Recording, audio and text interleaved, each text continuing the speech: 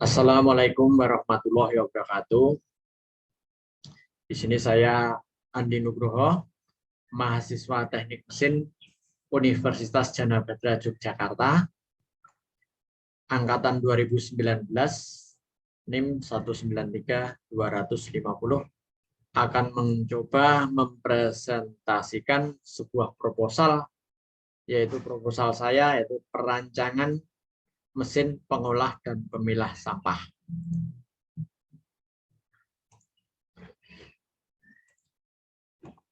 Rancangan mesin pemilah dan pengolah sampah skala UMKM atau skala dusun atau kurang lebih 1 ton lengkapnya ya. Di sini nanti saya akan membahas lebih banyak ke latar belakang. Karena apa? Dari latar belakang itu muncul ide untuk merancang mesin pemilah atau pengolah sampah untuk sekedar ya untuk mengurangi problem masyarakat, yaitu problem tentang sampah. Masalah sampah rumah tangga ini ya, pertama ya, masalah sampah rumah tangga itu terjadi karena budaya masyarakat untuk memilah sampah masih sangat kecil. Biaya penanganan sampah atau pengolahan sampah itu semakin lama semakin tinggi karena lahan yang terbatas, terus sampahnya yang semakin banyak, terus biaya SDM tenaga kerjanya juga, tuntutan pendapatan juga minta lebih tinggi, dan berikutnya yaitu pemukiman semakin padat, lahan tidak bertambah. Itu juga jadi masalah karena dengan semakin padatnya pemukiman akan semakin banyak lagi sampah, akan semakin sempit lagi lahan untuk menampung atau mengolah sampah tersebut. Terus yang keempat yaitu belum adanya alat atau mesin untuk mengolah sampah pada tingkat yang paling sederhana, paling kecil dalam masyarakat atau tingkat dusun. Maka kenapa saya di tingkat dusun? Karena inti masalah pertama asalnya yaitu tingkat dusun. Kalau tingkat RT terlalu kecil, kita ke tingkat dusun. Berikutnya ya. Masalah itu sampah yang semakin menumpuk. Sekarang terjadi, kita lihat realita di lapangan itu, terjadi di sungai-sungai kecil, di pengairan pertanian itu sampah semakin menumpuk. Petani-petani mengeluh karena mengairi sampahnya sering tersumbat oleh sampah-sampah plastik dan sebagainya. Terus berikutnya biaya untuk sampah mandiri itu semakin tinggi karena pengolahan sampah yang semakin rumit, iuran semakin tinggi akan membebani masyarakat. Nah, itu dengan hal seperti itu akan memunculkan suatu pertanyaan, mengapa sampah harus diolah? Sampah harus diolah itu untuk mengurangi masalah-masalah yang akan terjadi dalam jangka pendek atau jangka panjang, itu pasti terjadi. Berikutnya kita akan menganalisis masalah itu. Masalah sampah rumah tangga kebanyakan sebenarnya itu bisa diolah bahkan menjadi nilai tambah. Nah, sini ya. Masalah sampah rumah tangga itu kebanyakan bisa diolah bahkan menjadi nilai tambah. Kenapa? Karena masalah sampah rumah tangga itu sangat sedikit atau bahkan tidak ada ya bahan yang beracun. Biasanya bahan-bahan beracun itu sampah-sampah industri atau sampah industri kecil yang membutuhkan bahan-bahan kimia ya. Terus yang berikutnya itu dengan mengedukasi masyarakat dalam memilah sampah akan lebih memudahkan dalam mengolah sampah. Yang berikutnya, beban masyarakat itu akan bertambahnya biaya pengelolaan sampah dapat menjadi cambuk dalam menyadarkan masyarakat untuk pengelolaan sampah yang mandiri.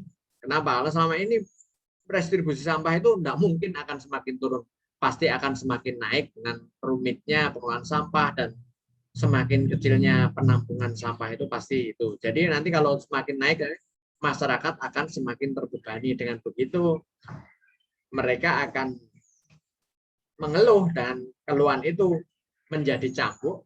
Kita gimana? Ayo mari kita kelola sampah dengan mandiri.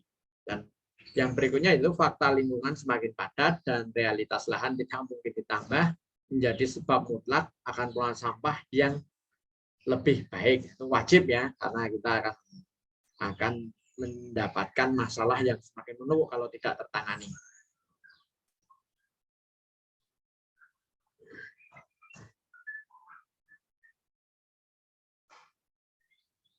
yang menuju ke berikutnya ya. Ya, saya di sini akan menganalisa tentang mencoba pemecahan masalah dalam hal ini ya. Satu, pemecahan masalah yaitu nomor satu, kita harus mengedukasi masyarakat dalam memilah sampah.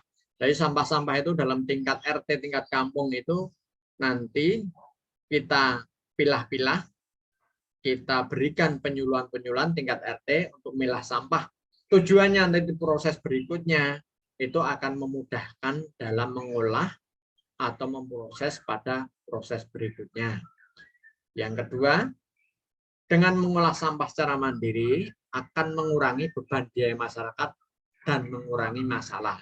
Ini kita sosialisasikan kepada masyarakat bahwa sampah ini tidak bisa kita terus-menerus kita bebankan pada negara atau kita bebankan kepada pihak yang mengambil sampah. Itu kan akan menambah biaya, itu menjadi cambukan bagi kita untuk itu gimana cara mengolah sampah yang baik dan benar, yang akan bahkan malah akan menambah nilai guna atau juga mengurangi masalah yang akan datang. Itu dengan mengapa sampah harus diolah. Yang berikutnya, memanfaatkan sampah sehingga dapat menjadi nilai tambah. Yang paling sederhana aja ya, paling sederhana di sini saya ada ini gambar sampah itu, sampah dalam rumah tangga itu banyak kan organik dan anorganik ya. Yang organik itu paling mudah sebenarnya. Paling mudah, kenapa? Di sini pengolahannya tidak membutuhkan suatu peralatan yang rumit dan mahal. Jadi sampah organik tinggal kita gimana caranya kita buat sebuah rancangan mesin untuk cacah, membersihkan, memilah, dan akhirnya nanti pada saat memfermentasikan menjadi suatu pupuk yang mungkin akan memenuhi kebutuhan masyarakat sehari-hari. Bila berlebih nanti akan dapat kita jual menjadi nilai tambah. Yang kedua, sampah non-organik atau anorganik yang bisa langsung kita olah. Itu sampah-sampah yang non-organik yang langsung kita olah, misalkan plastik-plastik atau tali-tali atau apa yang bisa kita anyam menjadi suatu kerajinan. Contoh-contoh sudah banyak, yaitu tas, tempat-tempat sampah yang dari anyaman, terus tempat-tempat yang multifungsi, mungkin taplak meja atau apa. Nah, itu akan kita pilah-pilah seperti itu. Yang ketiga, sampah plastik yang harus diolah lagi, yaitu sampah yang mungkin untuk menjadi suatu produk harus butuh pengolahan, yaitu dengan cara menggiling, membersihkan, dan nanti akan menjadi biji plastik, sampah bekas yang akan dapat disetorkan ke pabrik-pabrik besar yang dia pabrik itu memproduksi benda-benda pakai yang dibuat dari sampah plastik bekas, yaitu misalkan pot-pot bunga, tempat-tempat sampah itu sendiri, atau benda-benda yang untuk kegiatan, membantu kegiatan rumah tangga dan lain sebagainya. Selanjutnya, ini yang selanjutnya yang keempat, yaitu pemecahan masalah, yaitu yang keempat yang rancangan mesin pengolah sampah itu yang sebagai pokok sebenarnya. Nah, ini saya tempatkan di keempat. Karena apa? Di sini nanti akan banyak pembahasan pada proses selanjutnya, itu merancang mesin pengolah sampah skala kecil atau dusun. Di sini sebenarnya kenapa saya begitu? Karena mesin itu sebenarnya tidak terlalu rumit. Karena intinya terdiri dari suatu motor penggerak, terus motor penggerak, ini terus ada pisau pencacah beserta bodi pelindungnya, terus untuk peniup atau penggerak yang memasukkan sampah itu mengeluarkan, merancang, terus nanti ada pemisahnya atau langsung misalnya sudah di masyarakat sudah terbiasa memilah, nanti langsung ke jadi biji plastik atau nanti suatu logam tertentu, atau nanti kalau yang organik itu bisa langsung menjadi potongan-potongan kecil yang siap untuk dijadikan pupuk. Nah, di sini kita akan pilih-pilih ya, akan diterjemahkan di sini sampah plastik ya. Sampah plastik misalkan ya, kita sampah plastik itu kita akan merancang suatu mesin, yaitu satu mesin itu bisa pertama untuk memisahkan sampah plastik dan benda-benda lainnya. Misalkan sampah plastik kan kadang-kadang kotor ya, itu ada minyaknya, ada kotoran kertas yang menempel. Nah, itu kita ada mesin yang memisahkan itu. Yang